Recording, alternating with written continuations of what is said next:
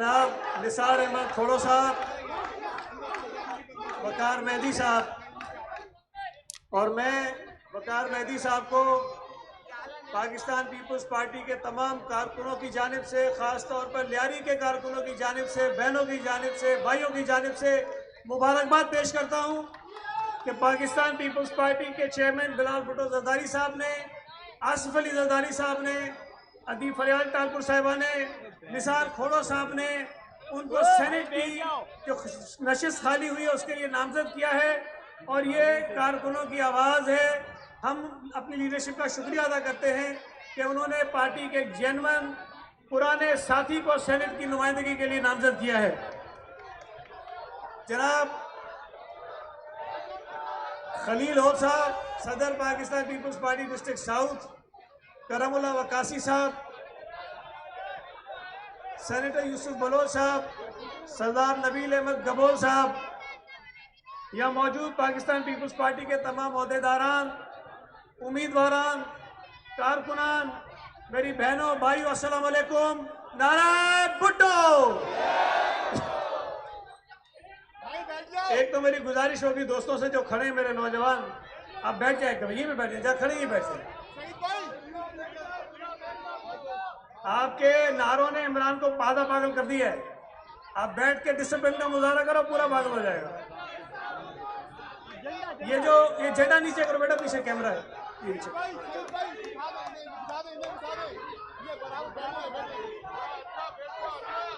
मेरी गुजारिश सबसे पहले तो आप दोस्तों से ये है, आपके इल्म में है कि आज से कुछ दिनों के बाद पाकिस्तान पीपल्स पार्टी का 55वां योम तासीस मनाया जा रहा है और ये पहली मरतबा शायद हो रहा है कि पार्टी लीडरशिप ने यह फैसला किया कि योम तासीस का कोई एक मरकजी जलसा नहीं होगा, बल्कि पूरे मुल्क में हर डिवीज़न में जलसा होगा और कराची डिवीज़न का जलसा 30 नवंबर को दोपहर 2 बजे निश्तर पार्क में रखा गया है। आप तमाम दोस्तों ने, पाकिस्तान पीपल्स पार्टी के कारकुनों ने योम तासीस के जलसे में शिरकत करके ये जो नए नए सियासी अदाकार आ गए थे, ये जो यूथियों के टोले हैं, जो इमरानी टोले हैं, उनको ये बताना है कि हम अपनी क़यादत के बगैर भी इतने बड़े जलसे कर सकते हैं कि तुम्हारा इमरान न्याजी वहां पूरे मुल्क के लोग मिलाकर भी इकट्ठे नहीं कर सकता।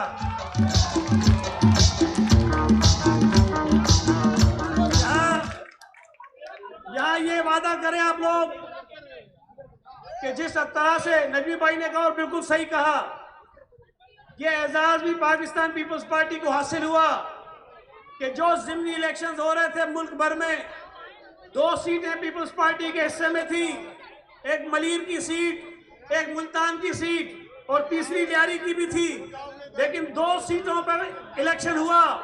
मुल्तान में भी पीटीआई को हराया, कराची में भी इमरान खान को हराया और चेयरमैन साहब ने ये उस दिन कहा था कि हमारे 2 उम्मीदवार थे, दोनों ने पीटीआई को हराया। तो मैंने कहा नहीं चेयरमैन साहब, ये 3 हो सकते थे अगर लियारी के इलेक्शन को वो मनसूख नहीं करते तो हम लियारी से भी इमरान को हराते। आप दोस्तों से मेरी गुजारिश है कि जिस अंदाज से आपने बल्दियाती इलेक्शन की कैंपेन चलाई, जिस तरह से आपने ज़िमनी इलेक्शन में नबील गबोल की कैंपेन चलाई, उसी तरह से उस कैंपेन को जारी रखें, इसलिए कि किसी भी वक्त बल्दियाती इलेक्शंस भी हो सकते हैं और किसी भी वक्त ज़िमनी इलेक्शन भी हो सकते हैं और हमने एमएनए की सीट भी यहाँ से जीतनी है और बल्दियाती नुमाइंदों को भी यहाँ से जितवाना है। यहाँ लियारी के लोगों के साथ एक ज्यादती हुई थी, लियारी के लोगों पर एक डाका पड़ा था कि लियारी के उन नुमाइंदों को, जिनमें चेयरमैन बिलावल भुट्टो जरदारी भी शामिल थे और हमारे एमपीएस भी शामिल थे, उनको यहां से हरवाया गया, आपके वोटों पर डाका डाला गया और उन लोगों को मुसल्लत किया गया जो हार गए थे। आपके पास अल्लाह ताला ने मौका दिया है आप अपनी उस ज्यादती का इंतकाम लें, उस डाके का, उस चोरी का जो आपके वोटों पर पड़ी थी, उसका बदला लें और आप लोगों को बताएं कि लियारी कल भी भुट्टो का था, लियारी आज भी भुट्टो का है, लियारी आइंदा भी भुट्टो का रहेगा।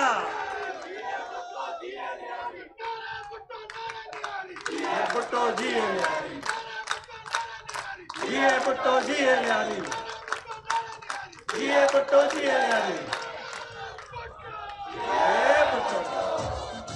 मैं तो यार अभी ठहर जाओ जरा, न्यासी पे बात करनी है तो ठहर जाओ। अच्छा एक बात बताओ तुम्हें, मोहब्बत खान किधर है क्या? अच्छा मोहब्बत खान भी न्यासी हो बेचारा, उसको देखता तो मुझे थोड़ा सा डर लगता था। फिर मैंने एक नई चीज निकाली, मैंने कहा इमरान को न्याजी नहीं बोलूंगा, इमरान को नाजी बोलूंगा, इसलिए कि उसकी हरकतें नाजियों वाली हैं, उसकी सोच नाजियों वाली है, उसकी सियासत नाजियों वाली है, उसका जो तरीकाकार है लोगों को कंट्रोल करने का, दबाव डालने का, वो नाजियों वाला है, न्याजियों वाला नहीं है।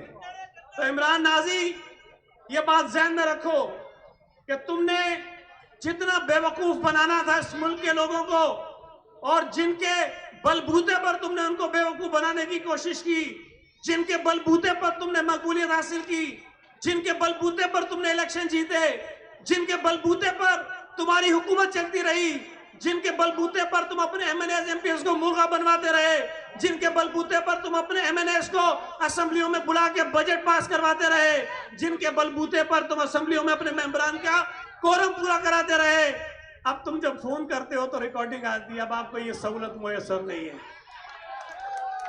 तो अब आपको जब ये सहूलत मुयसर नहीं है तो आपका दिमाग खराब हो गया है, इमरान खान सठिया गया है। वैसे यार बड़ी अजीब बात है, वो पहले दिन जब इसको वो कह रहा था 1 गोली लगी, फिर 2 गोली लगी, फिर 3 गोली लगी, फिर 4 गोलियां लगी, तो वो एक्सरे दिखा रहा था, डॉक्टर वो घुटने के नीचे नीचे थे सारे, वो डॉक्टर फैसल सुल्तान भी बैठा था और भी डॉक्टर बैठे थे, पूरी दुनिया का मीडिया बुलाया और नक्शे दिखाया कि इधर देखो गोली, इधर देखो गोली, इधर देखो गोली। वो सारे नक्शे मैंने दोबारा देखे, खुदा की कसम घुटने से ऊपर एक भी नहीं है, एक गोली का निशान, गोली तो लगी नहीं, एक जो वो खराश होती ना वो घुटने से ऊपर नहीं है। अरे ये 4 दिन के बाद वो पट्टी खोलता है, इधर टांग के ऊपर रान पे 2 निशान और सुराग भी इतने बड़े बड़े। अब बात भी ये बताओ, चलो मान लेता हूं उधर गोली लगी थी यार, अगर इतने बड़े बड़े सुराग 10 दिन के बाद हैं तो जिस दिन लगी होगी कितने बड़े सुराग होंगे। ये आदमी वजीराबाद से सफर करता हुआ पहुंचा है शौकत खानम में, 1.5 घंटे का रास्ता सफर किया है, और क्या सुपरमैन है, एक खून का कतरा नहीं निकला उसको यार, क्या सुपरमैन है कि नहीं है?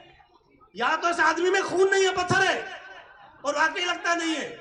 जिसमें खून होता है उसमें गैरत होती है, जिसमें खून होता है उसमें शर्म होती है, जिसमें खून होता है उसमें कोई लिहाज होता है, जिसमें खून होता है उसमें महब्बत वतनी होती है, जिसमें खून होता है उसमें इंसानियत होती है। इस आदमी में तो कुछ भी नहीं है।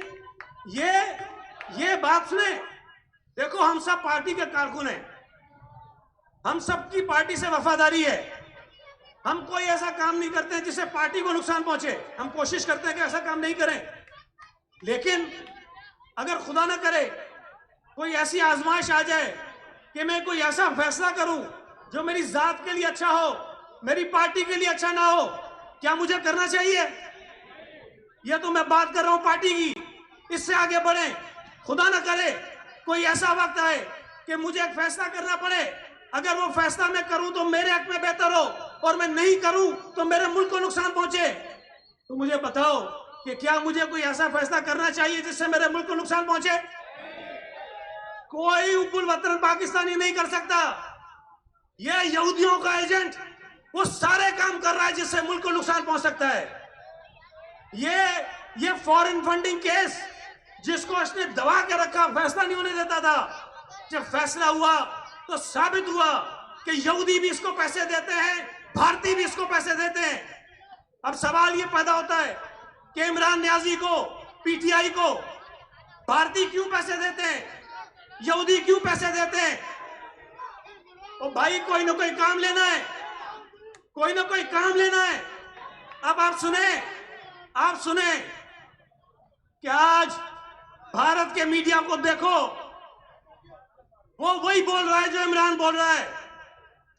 आज इमरान खान और भारत का मीडिया एक पेज पर है, वो दोनों खुश हैं।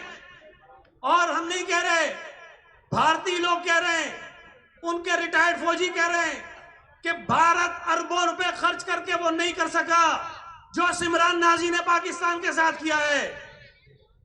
यार कोई मजाक है? जुल्फकार अली भुट्टो शहीद को फांसी हो गई, बेनजीर भुट्टो शहीद कत्ल हो गई, हमारे कारकुनों को फांसी चढ़ा दिया गया, हमारे कारकुनों को गोलियां मारी गई, कोड़े मारे गए, खानदान तबाह हो गए, बच्चे उजड़ गए, माए बेचारों की गोदें उजड़ गई। लेकिन क्या पाकिस्तान पीपुल्स पार्टी ने कोई ऐसी हरकत की जो ये कर रहा है इस वक्त? हमने मुल्क के मफादात पर सौदा नहीं किया। शहीद जुल्फकार अली भुट्टो की जान गई, शहीद बीबी की जान गई। आसिफ अली जरदारी ने यह कहा कि पाकिस्तान खपे, उस वक्त मुल्क में आग लगी हुई थी, लोग पता नहीं क्या कर रहे थे। अगर आसिफ अली जरदारी एक लफ्ज कह देता ना तो पता नहीं इस मुल्क में क्या हो जाता। उसने बीबी की लाश पड़ी थी, अभी दफन भी नहीं हुई थी बीबी, उसने कहा कि पाकिस्तान खपे। उस एक लफ्ज ने पाकिस्तान के हालात को कंट्रोल में ले आया। उस एक लफ्ज ने पीपल्स पार्टी के कारकुनों को हौसला दिया। और ये मरदूद देखो, आप हुकूमत गई है, जान भी नहीं गई है, जेल भी नहीं लगी है, कोड़े भी नहीं लगे हैं, छुपकली भी नहीं आई है, चूहा भी नहीं आया है, फिर भी बकवास करता फिरता है और हरकतें वो कर रहा है कि जिससे पाकिस्तान के इदारों को तबाह करना चाहता है। अरे चोर एक नंबर का, वो आपको पता ना बिशनी क्या होता है? बिशनी, अरे बिशनी है ये वजीर आजम जो है पाकिस्तान का, वजीर आजम बिशनी वजीर आजम है। साला वो चीटर नहीं होते, उचक के ये उचक्का है। यार बात सुनो, अजीब बात है, घड़ी उठाया उधर से तोशाखाने से और उस घड़ी की कीमत लगाई, पहले लगवाई कीमत 10 करोड़ और फिर जमा भी नहीं कराए, पहले बेची, फिर 2 करोड़ जमा कराए। फिर जब ये शोर मचा सारा, तो एक सेकंड, अरे एक सेकंड, ये घड़ी चोर रही है, ये बहुत सारों का चोर है साला, बहुत। ये इसने घड़ी का किया क्या है? वो पर्ची देखी है तुमने? पर्ची 5 करोड़ 10 लाख वाली पर्ची देखी है? एक मिनट बेटा, एक मिनट, वो 5 करोड़ 10 लाख की पर्ची देखी है? अरे वो पर्ची तो ये फ्रूट वाला भी ऐसी नहीं बना के देता है, देखिए तुमने? तुम लोग जाओ अभी यहाँ से जलसे के बाद निकलो ना, सब्जी की दुकान पे जाओ, आप उससे 1 किलो प्याज लो, 1 किलो आलू लो, 2 किलो मिर्चें लो और कोई सब्जी ले लो, उसको बोलो पर्ची दो। वो लिखेगा 1 किलो आलू 100 रुपया किलो कीमत है, आगे 100 रुपया लिखेगा। 2 किलो प्याज तो लिखेगा 50 रुपए किलो, फिर बोलेगा कीमत 50 रुपए किलो, आगे 100 रुपए। मतलब वो हिसाब किताब रखता है ना कि आलू का इतना रेट है, तुमने इतना लिया तो आखिर में इतना। अरे 5 करोड़ 10 लाख का पर्ची है, कुछ नहीं लिखा है, नीचे 5 करोड़ 10 लाख। और ऐसा मतलब मजाक भोंडा इन्होंने किया है। और अभी ये पकड़ा गया है, सिर्फ एक चीज में नहीं, ये एक सेठ जो है ये $10 मिलियन का है। यार $10 मिलियन सोचो तो सही, $10 मिलियन का मतलब है 2 अरब रुपया। 2 अरब रुपया। वो आजकल नहीं एक क्लिप चल रहा है सोशल मीडिया पे, वो किसी टीवी शो का था, पता नहीं क्या था, वो घड़ी चोरी वाला होता है, मतलब तुमने चोरी तो पकड़ लेते हैं, तो कहता घड़ी कितने की थी? उसने बोला बहुत कीमती थी। बोला मेरे को मारो। बोला क्यों मारो? अरे बोला मैंने सस्ते में बेच दी है। अभी पता क्या हुआ है इसके साथ क्या हुआ है? इसने घड़ी तो चोरी कर ली, अब गोगी ने, पीरनी ने, जुल्फी ने, शहजाद अकबर ने इसको किया हाथ। वो घड़ी से उठाई है, इसको पहना दिए 2-4 करोड़ रुपए, बाकी ऊपर से सारा काम हो गया साफ। अब ये लड़ाई हो गई है घर में, गोगी की, पीरनी की और सबकी। इमरान बोल रहा है कि तुम लोगों ने मेरे साथ किया क्या? ये इमरान, तुम लोगों ने 2 अरब की घड़ी जो है चलो 28 करोड़ में बेची, मेरे को 5 करोड़ पे टरखा दिया। ये झगड़ा हो गया बहुत बड़ा। और अभी एक घड़ी नहीं है बेटा, अभी और घड़ियां हैं, अभी और हीरे हैं और बहुत सारी चीजें अभी निकलेंगी इससे, अभी बहुत सारी चीजें होनी है। लेकिन एक बात सुनो, अरे पूरा टब्बर चोर है, पूरा टब्बर चोर है। ये देखो, ये अल्लाह का बड़ा करना होता है। अभी अभी पता है, चीजें पता चल रही हैं। इस आदमी की सोच आप देखो। आप लोग इधर बहुत सारे लोग फुटबॉल खेलते हो, आपको वो मैच जीतते हो, ट्रॉफियां मिलती हैं, कोई मैन ऑफ द मैच होता है, कोई विनर होता है, कोई रनर होता है, आप सबने संभाल के रखी होती हैं। अरे मेरे को स्कूल में तीसरी क्लास में कितना कप मिला था, मैंने वो भी संभाल के रखा है। इसका पता चला इसको जितने मेडल मिले सारे बेच दिए इसने। वो जितने मिले ना इसको सारे बेच दिए। तो ये जो बिशनी है ना, वो कुछ लोगों को आदत होती है, इधर बैठा होगा पेन पड़ी उठा के जेब में डाल देगा, और टिश्यू पेपर पड़ा होगा वो जेब में डाल देगा, माचिस पड़ी होगी उठा के जेब में डाल देगा। ये वो बिशनी है। ये तो भी सारे जिस मुल्क में इसने दौरे किए ना, लोग अपनी चीजों का हिसाब लगा रहे हैं।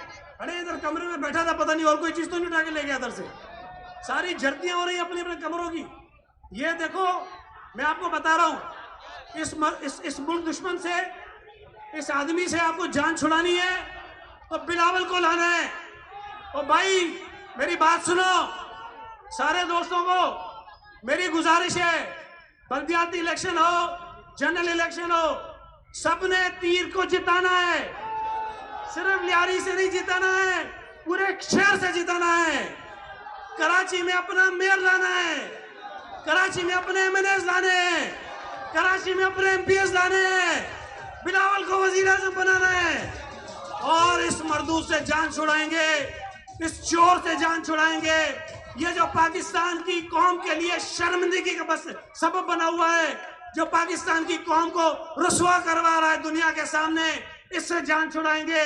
और जो लोड शेडिंग लियारी में हो रही है, मैं के इलेक्ट्रिक को मुतलबा करता हूं कि हमने पहले भी आपको समझाया है कि लियारी में लोड शेडिंग कम करो, कराची के लोगों से ज्यादती बंद करो। एक तो महंगाई बहुत है, मुसीबतें बहुत है, ऊपर से बिजली नहीं होती है, ज्यादा तकलीफ होती है। लिहाजा कराची के लोगों के साथ जो ज्यादती हो रही है और बिला जवाज लोड शेडिंग हो रही है, उसको फौरी तौर पर खत्म किया जाए, कम किया जाए, ताकि लोग अपनी जिंदगी आसानी से गुजार सकें। आपका बहुत शुक्रिया, बड़ी मेहरबानी। नारा भुट्टो।